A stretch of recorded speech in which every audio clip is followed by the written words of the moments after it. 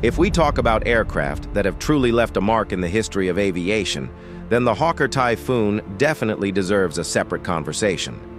It was not just a fighter jet, it was the workhorse of the British Air Force during World War II, a machine that went from an ambiguous novice to one of the most formidable attack aircraft on the Western Front. To begin with, Typhoon did not appear out of thin air.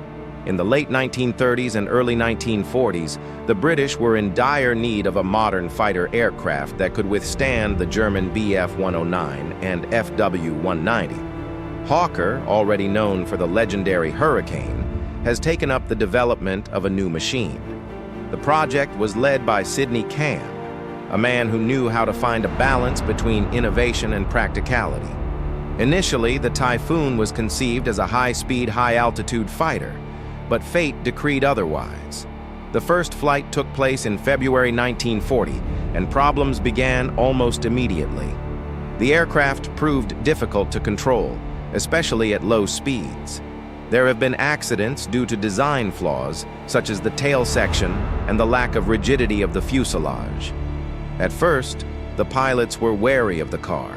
It was heavy, not very maneuverable at altitude, and required serious experience from the pilot. But it was these childhood illnesses that eventually played a role in the transformation of the Typhoon into a stormtrooper.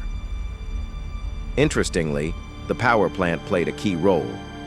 The Typhoon was equipped with a powerful Napier Sabre engine, a 24-cylinder, H-shaped unit producing about 2,000 horsepower. It was one of the most powerful aircraft engines of the time, and it was he who gave the aircraft the very thrust that later allowed it to carry an impressive combat load. At first, the engine was also troublesome, overheating, failures, maintenance difficulties. But as it was refined, it became the real pride of the car.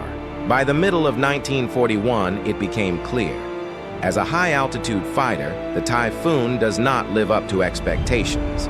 Its maximum flight altitude and climb rate were inferior to the same Spitfire. But he felt much more confident on the ground. Heavy, powerful, and with excellent power-to-weight ratio, it could accelerate to impressive speeds at low altitudes. And then the command decided, let the Typhoon become an attack aircraft. And that's where his real story began. Since 1942, Typhoon has been increasingly used for attacks on ground targets.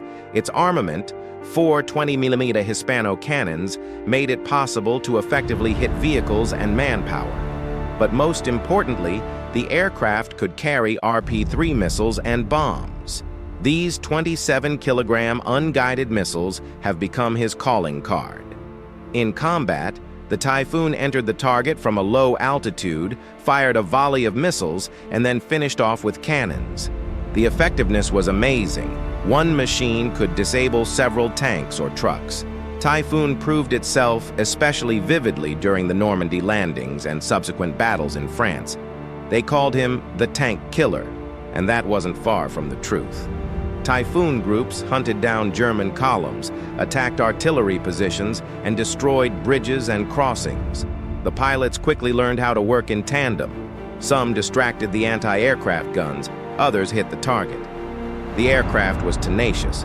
Its sturdy structure withstood many hits, and the armor protected the pilot. But it wasn't all smooth sailing. Typhoon remained difficult to pilot. On landing, it required attention.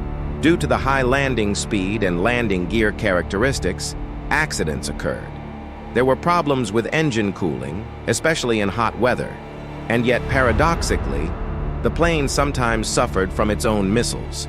A strong vibration occurred during a salvo launch, and powder gases could damage the tail section. Engineers were looking for solutions.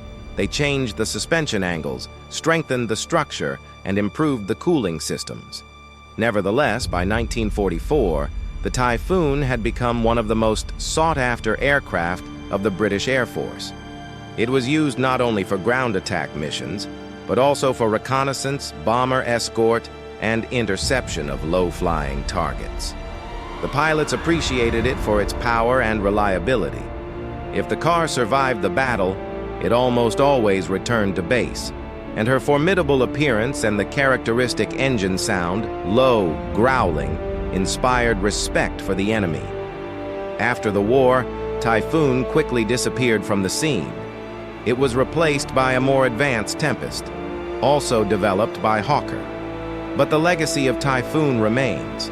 He proved that even a car with a difficult character can become a legend if it is used correctly. It was a hard-working aircraft, not the most elegant, but incredibly efficient. And when you look at the preserved specimens in museums today, you realize that this is not just a piece of metal. It is a symbol of how engineering and the courage of the pilots turned a crude project into a weapon that helped turn the tide of the war.